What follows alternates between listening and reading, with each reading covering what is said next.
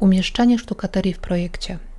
W projekcie chciałabym umieścić sztukaterię pod sufitem. W tym celu przełączam się do środowiska 2D. Na widoku z góry wybieram narzędzie Pokaż, ukryj element. W ukrywaczu warstw ukrywam wszystko.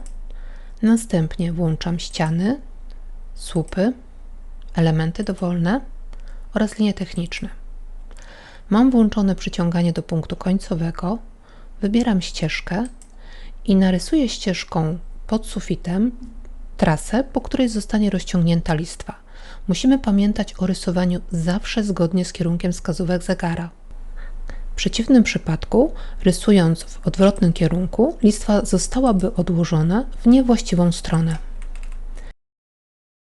Odnajdując punkty przyciągania końcowego, zaczepiam kolejne odcinki naszej ścieżki.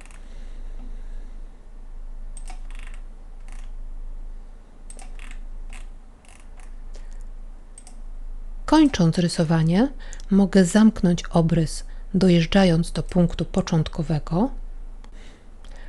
W pasku poleceń mogę skorzystać z funkcji zamknij bądź wpisać skrót klawiaturowy Z Enter.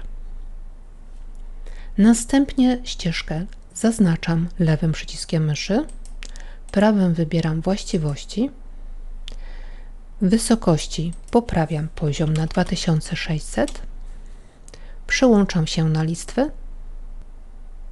W listwach wybieram profile użytkownika, właściwą listwę,